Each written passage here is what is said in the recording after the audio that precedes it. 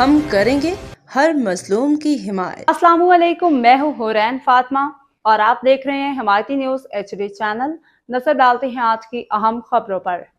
ملیر کوٹ میں تھانہ میمن گوٹ سے متعلق درخواست پہ سماعت، فیصلہ 9 جولائی تک محفوظ۔ کراچی سے روزنامہ حمایتی نیوز کے سینئر چیف کرائم رپورٹر حاجی عبدالغنی باریچو کی رپورٹ کے مطابق کراچی تھانہ میمن گوٹ کے SHO جابر لاہوری، 3 پولیس اہلکاروں، ایک نجی شخص عدنان خاصویلی کے خلاف دائر درخواست پہ آج 6 جولائی کو ملیر کورٹ میں سماعت ہوئی۔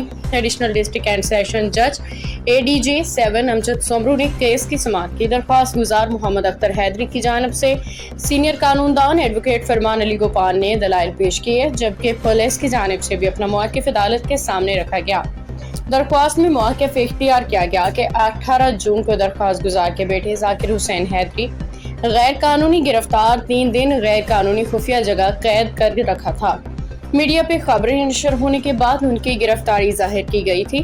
گرفتاری کے بعد ان کے اوپر پسٹل جھوٹا مقدمہ درج کیا گیا تھا، جس پہ عدالت سے قانونی کارروائی کی استدعا کی گئی تھی۔ فریقین کے دلائل مکمل ہونے کے بعد معزز عدالت نے فیصلہ محفوظ کرتے ہوئے حکم صادر فرماتے ہوئے کیس کا فیصلہ 9 جولائی کو سنایا جائے گا۔ اس مقدمے کے فیصلے کا متعلقہ حلقوں میں بے چینی سے انتظار کیا جا رہا ہے۔